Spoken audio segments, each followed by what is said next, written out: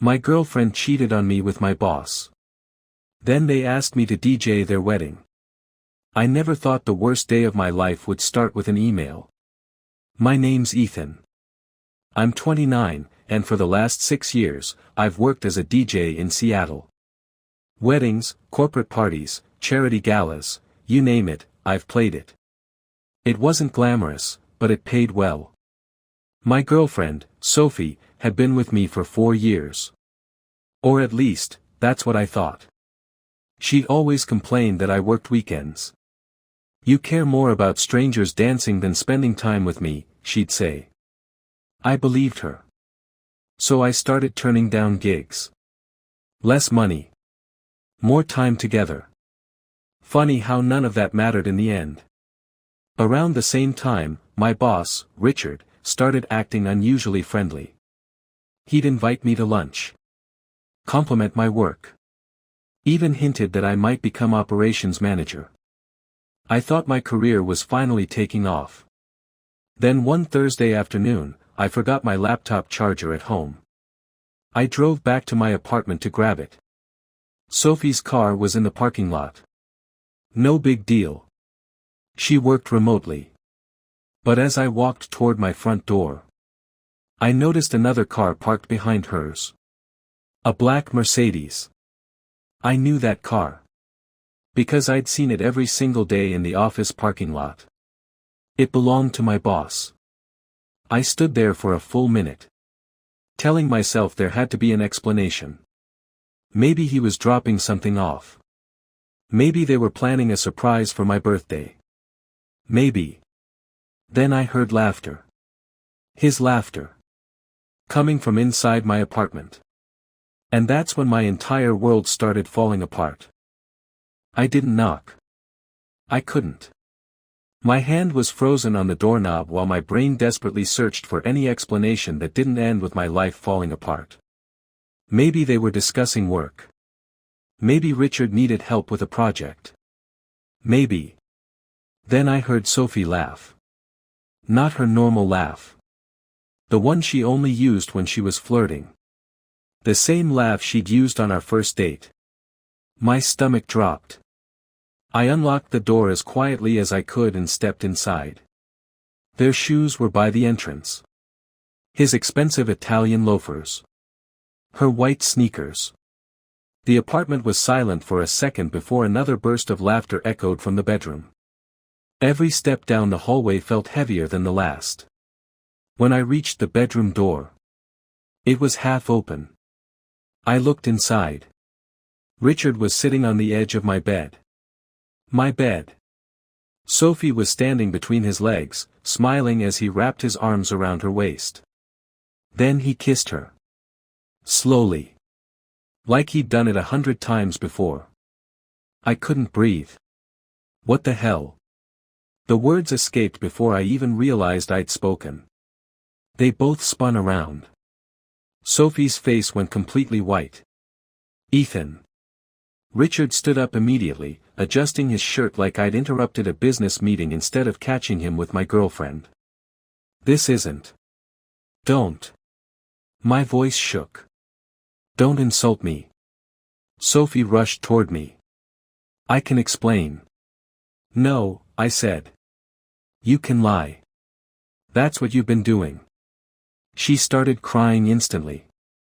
I never wanted you to find out like this. Find out? Not it's not what it looks like. Not nothing happened. She admitted it without even trying. I looked at Richard. My boss. The man who'd promised me a promotion just days earlier. How long? Neither of them answered. How long? I yelled. Sophie looked at the floor. 8 months. 8 months. I'd spent 8 months blaming myself for our relationship problems.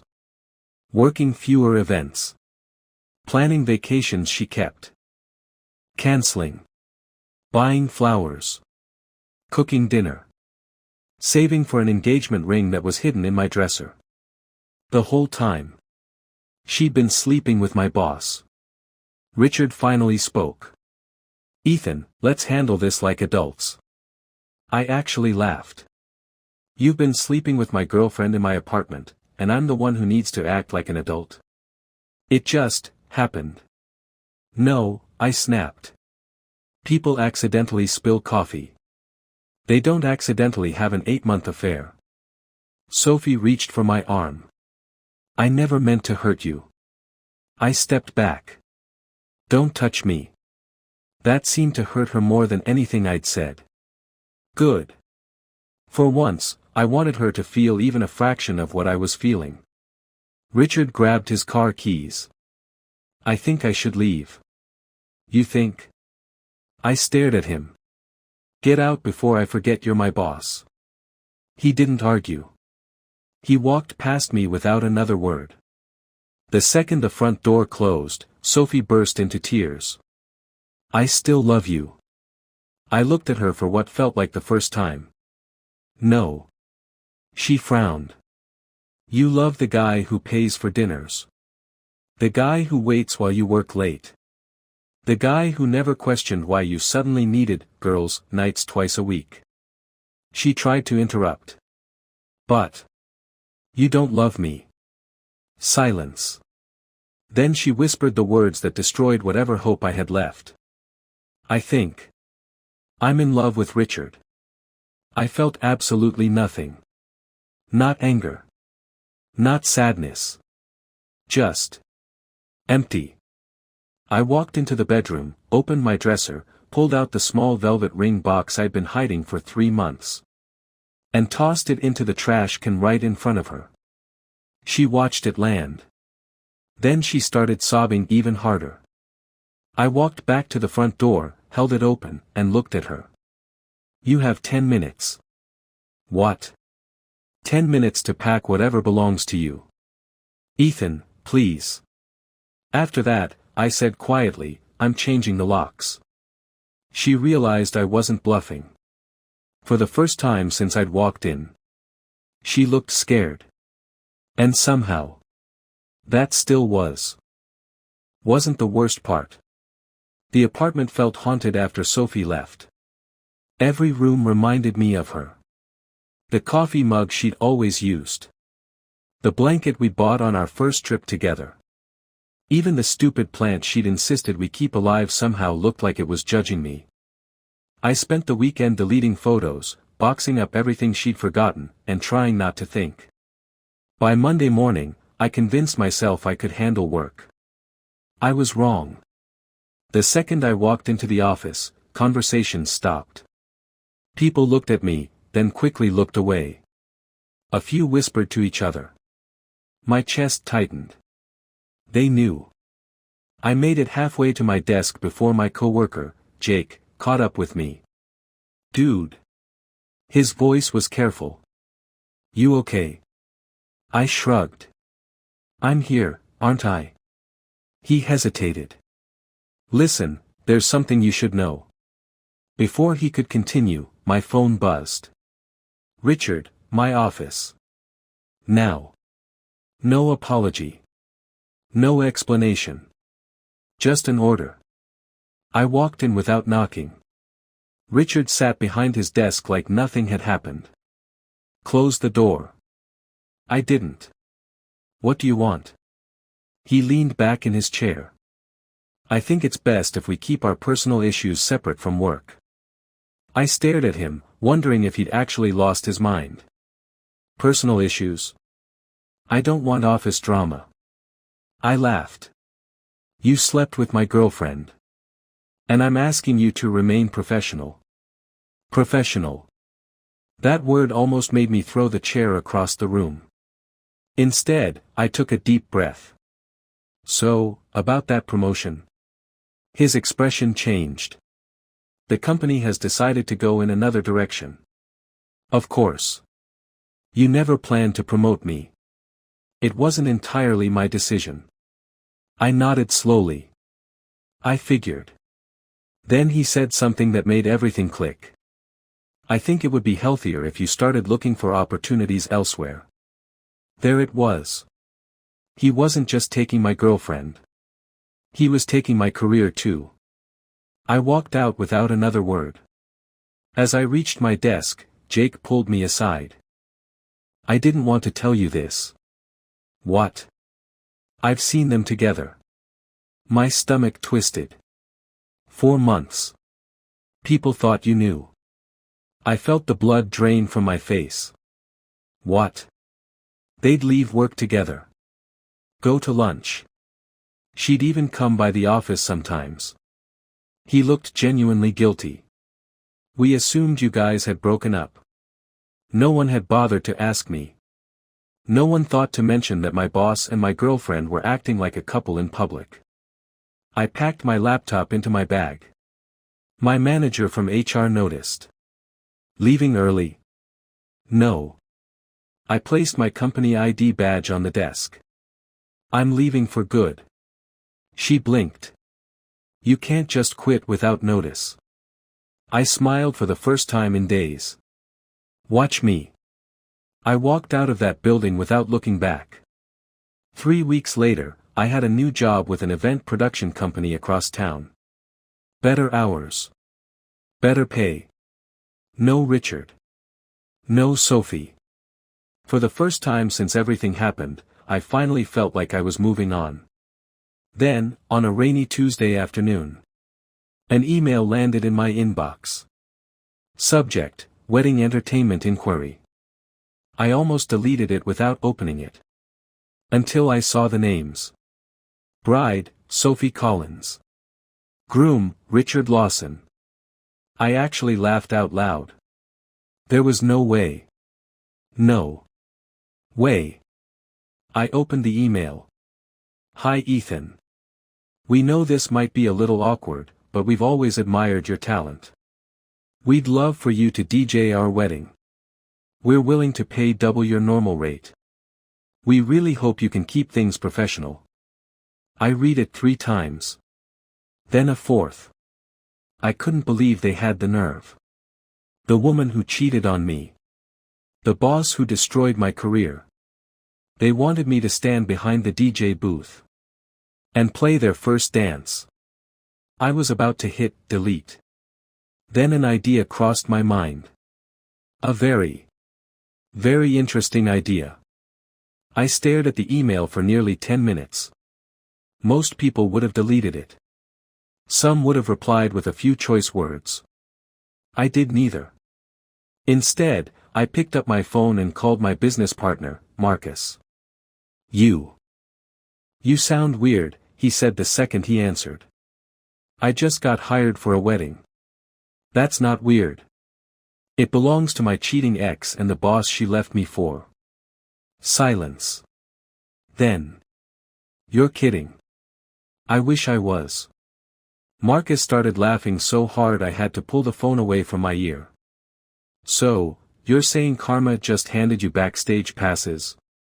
I haven't accepted yet. You better. I'm not planning to ruin their wedding. I didn't say ruin it. That was the thing. I wasn't interested in revenge anymore. At least, that's what I kept telling myself. Still, something about the invitation bothered me. Why me? Out of thousands of DJs in Seattle. Why ask the one guy whose life they'd blown apart? I replied with one sentence. I'm available. Let's discuss the details. Less than 5 minutes later, my phone rang. Sophie. I almost ignored it.